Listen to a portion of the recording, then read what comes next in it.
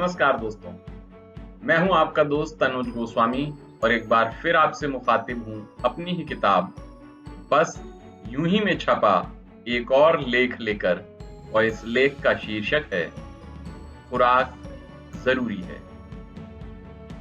हमारे मुल्क में ही नहीं, आम तौर पर दुनिया भर में यही माना जाता है कि अच्छी कौम के लिए अच्छी खुराक होना भी बेहद जरूरी है।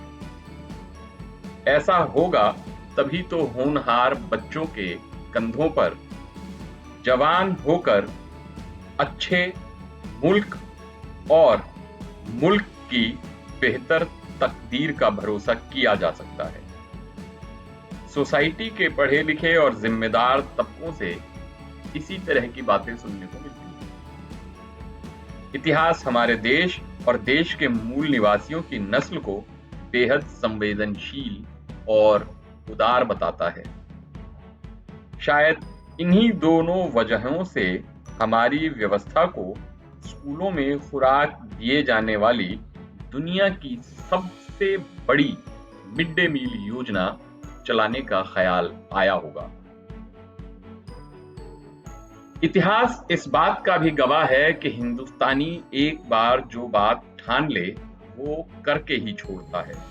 फिर चाहे मूर्ति को परम गुरु मानकर किसी विद्या को साधना हो या स्कूल के साथ साथ अखबार बेचने से लेकर मिसाइल मैन बनने तक का सफर तय करना हो। ये मिड डे मील योजना भी देश भर में परवान चढ़ी और सरकारी मीडिया तंत्र में इसका गुणगान भी देखने को मिला। एक बार तो लगने लगा कि खुराक के लालच में ही सही बच्चे स्कूल आएंगे, 4 अक्षर पढ़ेंगे, इनमें से कुछ होनहार बिरवान खिलेंगे और देश दुनिया में अपनी महक भी बिखेरेंगे।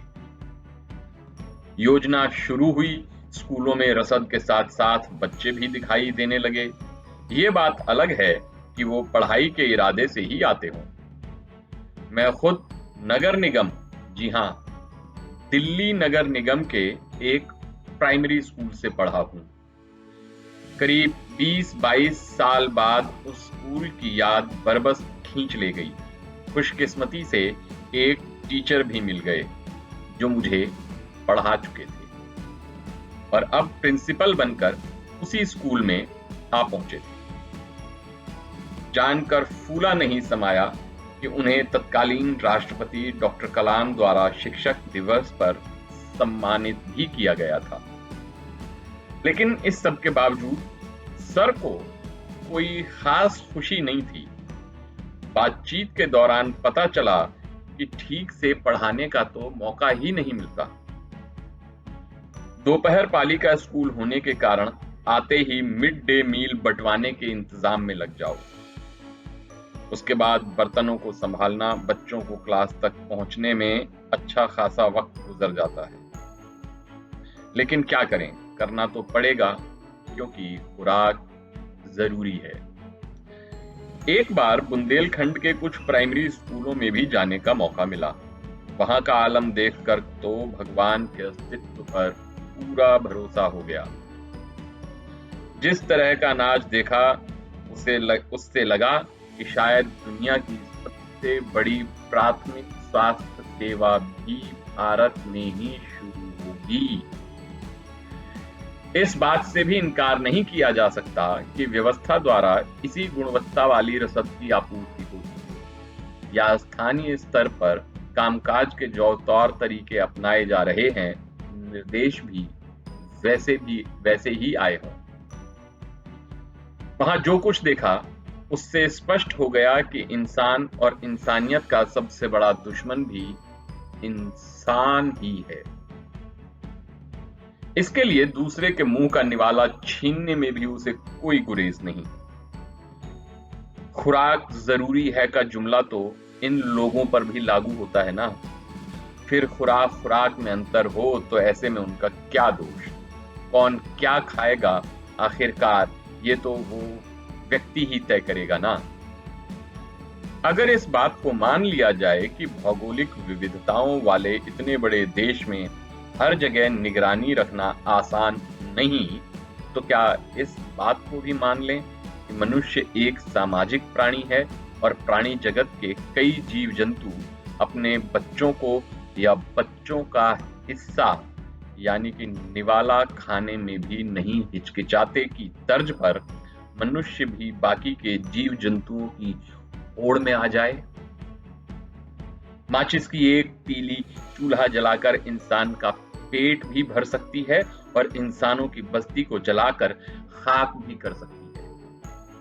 क्या करना है ये हमारी पसंद है। क्या सरकार या व्यवस्था इसके लिए भी जिम्मेदार है? हाँ, इतना जरूर होना चाहिए कि खिलवाड़ करने वालों को दायरे में रहकर ऐसा सबक जरूर मिले कि जो चीज जिस काम के लिए बनी है उससे वही काम हो।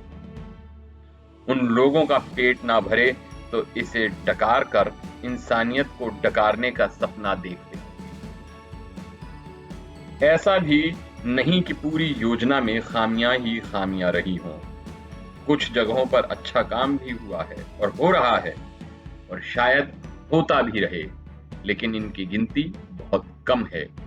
योजना को पूरी तरह से कामयाब बनाने के लिए सही साझेदारों की पहचान, बच्चों की पढ़ाई का वक्त खुराक की वजह से बर्बाद ना हो, ऐसे विकल्प खोजना, स्थानीय स्तर पर अभिभावकों व सामाजिक संस्थाओं की भागीदारी जैसे कई अन्य विकल्प खोजे जा सकते हैं।